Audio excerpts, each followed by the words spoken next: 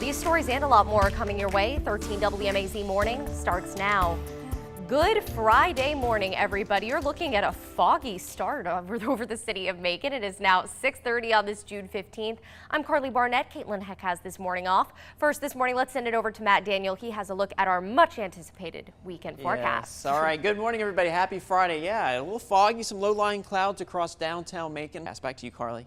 Thank you, Matt. Well, this morning, a man accused of drowning a woman in a bathtub is scheduled to appear in court. Back in 2015, jurors indicted Homer Ridley III on 1 count of malice murder and 2 counts of felony murder in the death of 20-year-old Summer Gleaton. Authorities found Gleaton in a bathtub of her Terry Street home with her ankles and wrists tied.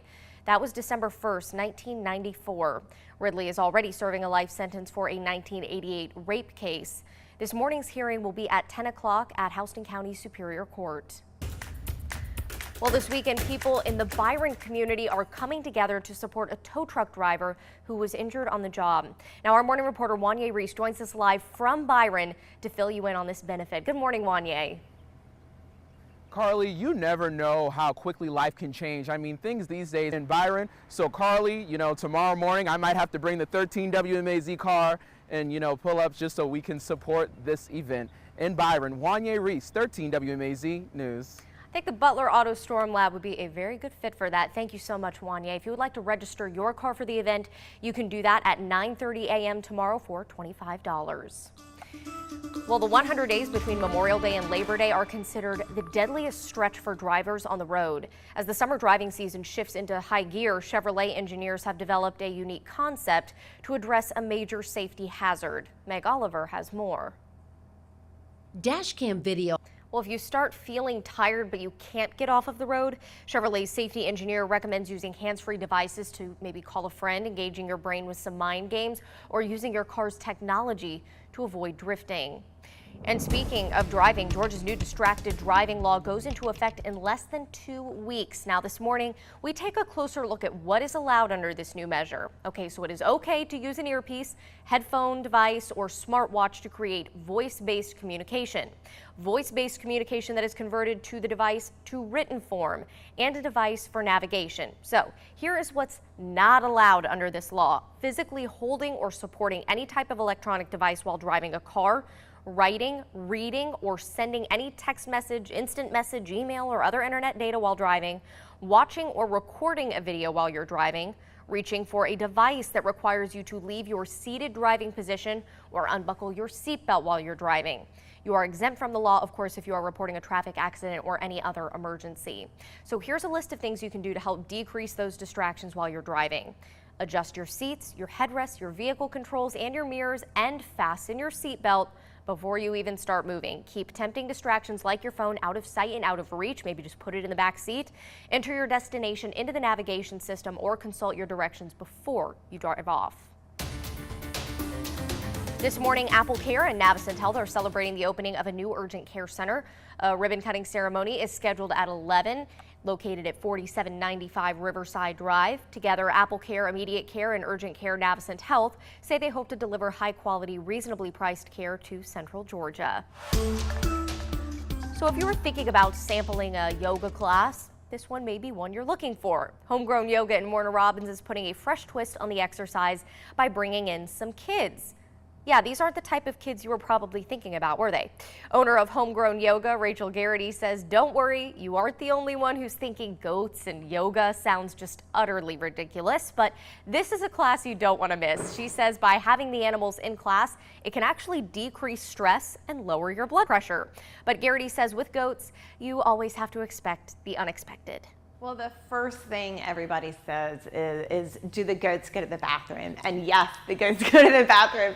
So that's always the funniest, the first person that it happens to, and we all get a good laugh out of it.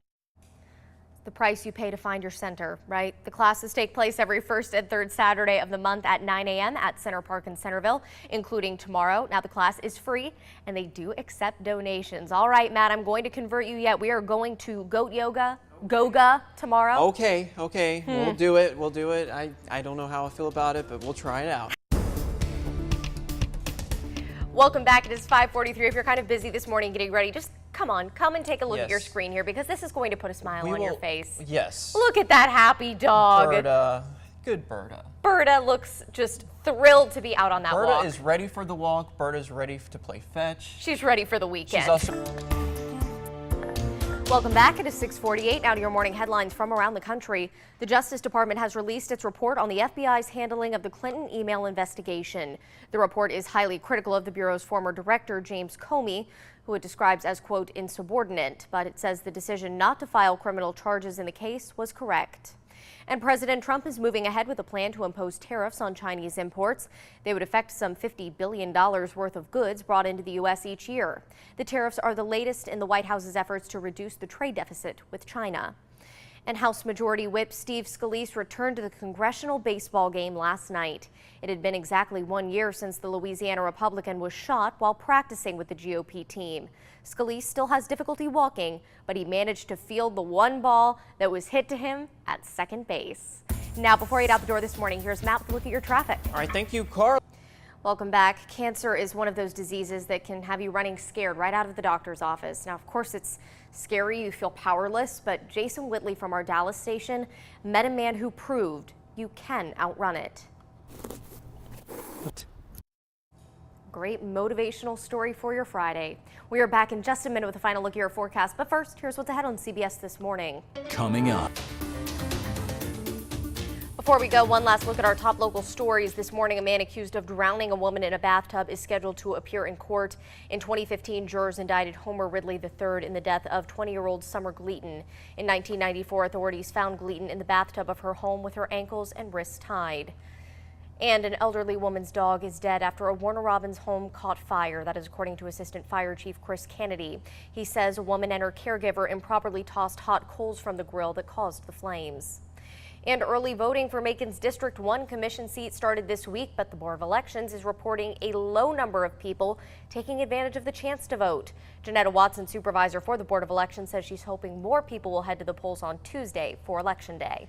And we're talking about some little bit of fog, some low-lying cloud, and then it's just mainly dry as we go into next week. It's going to be very hot, though, Karli.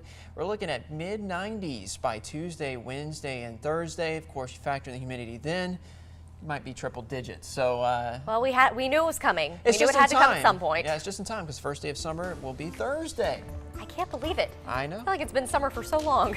Yeah. Thank you for joining us for 13 WMAZ Morning, and the news continues on 13WMAZ.com and MAZ Mobile. CBS This Morning's next, and then we'll have more local news and weather in just 25 minutes. Have a great Friday. Oh, I was going to say the same thing.